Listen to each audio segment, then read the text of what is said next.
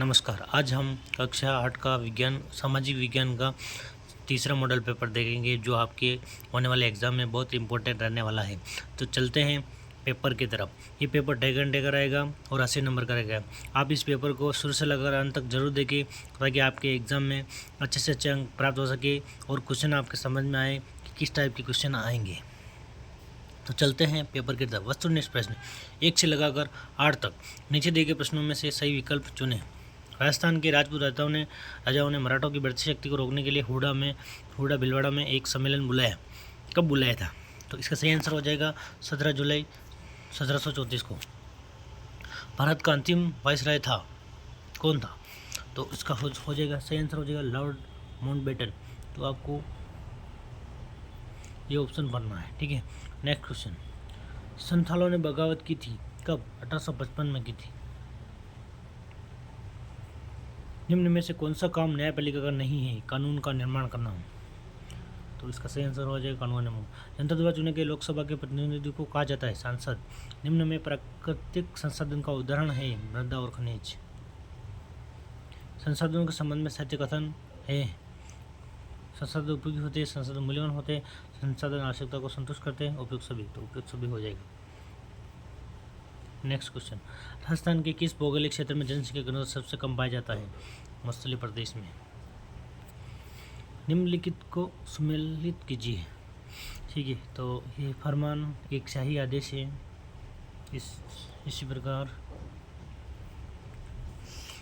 Vasco D gamma एक पुर्तगाली था। लॉर्ड डलहौजी, विलय नीति, काजी एक न्यायाधीश। 10वां क्वेश्चन, हाँ या ना में उत्तर देना है। भारत सरकार के अधीन मानव संसाधन मंत्रालय की स्थापना 1985 में की गई। तो ये क्या है? हाँ। इसी प्रकार दूसरा क्वेश्चन, जनसंख्या का आयु लिंग संगठन का अलेखनीय निरूपण जनसंख्या पिरामिड कहलाता है। तो क्या है? सही है, हाँ। किसी भी देश के लोग महत्वपूर्ण संसाधन होते हैं, हाँ। विश्व की सबसे अधिक जनसंख्या यूरोप महाद्वीप पर निवास करती है, हाँ। लोगों को शोषण से बचाने के लिए सरकार क्या करती है?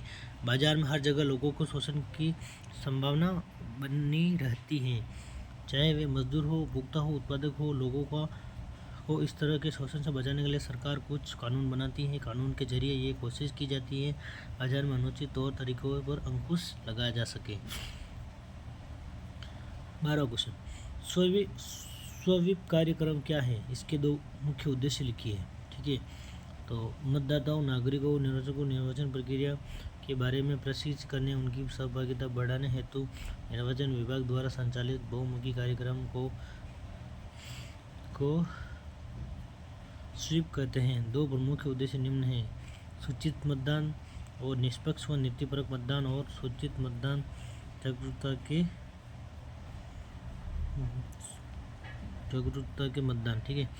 इस प्रकार ये 2 हैं। 13वां क्वेश्चन, अवध के बागी भूस्वामियों से समर्पण करवाने के लिए अंग्रेजों ने क्या किया?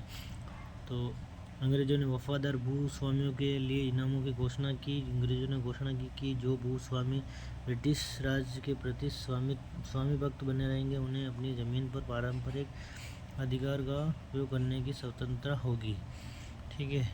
इसी प्रकार 14वां क्वेश्चन है, आर्थिक क्रियाओं से क्या आशय है? धन की प्राप्ति हेतु किए जाने वाले वे समस्त क्रियाकलाप जिनसे मानव अपने और अपने परिवार का भरण पोषण और जीवन यापन करता है आर्थिक क्रियाकलाप, जैसे कृषि, पशुपालन, वानिकी, खनन, विनिर्माण, परिवहन और अन्य कई सेवाएं आदि। महलवारी व्यवस्था बस्ती बंदोबस्त के मुकाबले कैसे अलग थी? ठीक है, तो महलवारी व्यवस्था स्थायी बंदोबस्त के मुकाबले निम्न प्रकार हैं। स्थायी बंदोबस्त में व्यक्ति विशेष की जमीन की मात्रा एवं गुणवत्ता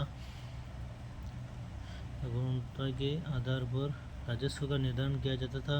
वही दूसरी तरफ महलवारी व्यवस्था में राजस्व का भुगतान पूरे गांव, जिसे महल कहा जाता था, के द्वारा किया जाता था, ठीक है। ये डबल है। स्थायी बंदोबस्त में भू राजस्व निश्चित कर दिया गया था, जिसको भविष्य में भी बढ़ाया नहीं जा सकता था, जबकि महलवारी व्यवस्था में समय समय पर भू राजस्व का पुनर्मूल्यांकन किया जाना था, ठीक है। इसी प्रकार तीसरा है, अस्थायी बंदोबस्त में भू राजस्व संग्रह करने की जवाबदेही जमींदारों की थी, जबकि मालवारी व्यवस्था में यह जवाबदेही जमींदारों की थी, जबकि मालवारी व्यवस्था में यह गांव के मुखिया की थी।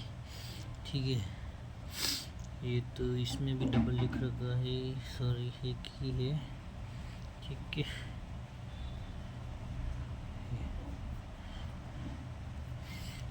इसी प्रकार 16वां है, सरकार किसानों को कृषि के विकास में किस प्रकार मदद करती है।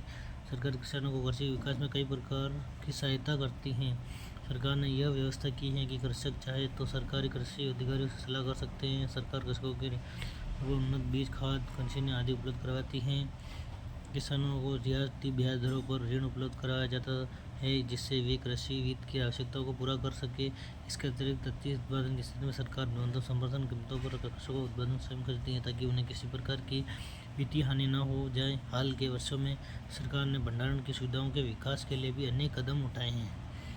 ठीक है, इस प्रकार 17वां क्वेश्चन, औद्योगिक प्रदेश पर संक्षिप्त टिप्पणी लिखिए। औद्योगिक प्रदेश का विकास तब होता है जब कई तरह के उद्योग एक दूसरे से निकट होते हैं और वे अपनी निकटता के लाभ आपस में बांटते हैं। विश्व के प्रमुख औद्योगिक प्रदेश पूर्वोत्तर अमेरिका, पश्चिमी और मध्य यूरोप, पूर्वी यूरोप और पूर्वी एशिया हैं। मुख्य औद्योगिक प्रदेश अधिकांशतः शीतोष्ण कटिबंधीय क्षेत्र, समुद्री क्षेत्र, समुद्र पत्थर के समीप और विशेष तौर पर कोयला क्षेत्रों के निकट स्थित होते हैं। ठीक है, इसी प्रकार 18वां क्वेश्चन, जेम्स मिल और टॉमस मैकॉले के अनुसार भारत में यूरोपीय शिक्षा पढ़ने वाले हैं। उनकी सोच के कोई दो कारण लिखिए। ठीक है, तो जैसे जेम्स और टॉमस मैकॉले पूर्व समाजों के ज्ञान को त्रुटिपूर्ण तथा अवैज्ञानिक मानते थे तथा यूरोपीय शिक्षा को वैज्ञानिक तथा व्यवहारिक मानते थे। जेम्स और टॉमस ने मैकॉले दो समाजों के ज्ञान को त्रुटिपूर्ण तथा व्यवहारिक चीज़ों को पठन पाठन होना चाहिए था। भारतीयों को उन वैज्ञानिक एवं तकनीकी विकासों से अवगत कराया जाना चाहिए। ठीक है, तीसरा सेकंड, महात्मा गांधी ऐसा क्यों सोचते थे कि अंग्रेजी शिक्षा ने भारतीयों को गुलाम बना लिया। दो कारण लिखिए। तो महात्मा गांधी जी के अनुसार महात्मा गांधी ऐसा इसलिए सोचते थे क्योंकि उनका मानना था कि अंग्रेजी शिक्षा वे भारतीयों के मस्तिष्क में हीनता की भावना भर दी है। इसने उन्हें पश्चिमी सभ्यता को सर्वश्रेष्ठ सभ्यता के रूप में देखने की शिक्षा दी है तथा अपनी संस्कृति के प्रति गर्व की उनकी भावना को नुकसान पहुंचाया, अतः वे इसे पाप मानते थे। इसी प्रकार 19वां क्वेश्चन है, राज्य विधानसभा और लोकसभा के बीच अंतर 4 बिंदु बनाकर लिखना है। ठीक है, इस पर अब 20वां है, भारत में हाशिए तबकों ने मूल अधिकारों को इस्तेमाल कितनी तरह से किया है। ठीक है, और 21वां है, राजस्थान के मानचित्र में दर्शाइए। 22वां है, नीचे दिए गए 3 प्रश्नों में से किन्हीं दो प्रश्न के आंसर लिखने हैं। इसी प्रकार 23वां अथवाम दे रखा है, तो आपको एक लिखना है, या तो ये लिखो या ये लिखो।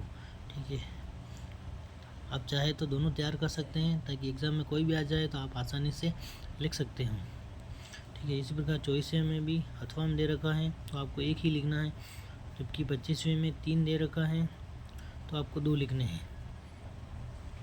ये 20वें का आंसर है, ये 21वां का है, और ये 23, 24, जबकि 22वें का लास्ट में दे रखा है आंसर। ठीक है, तो आप चाहे तो सब क्वेश्चन तैयार कर सकते हैं। ये 22वें का दे रखा है, ताकि एग्ज़ाम में कोई भी आए तो आप आसानी से लिख सके। आप इनको अच्छे तरीके से याद कर सकते हैं। तो इस प्रकार इस वीडियो को ये समाप्त करते हैं। जय हिंद, जय भारत। अगले वीडियो मिलते हैं।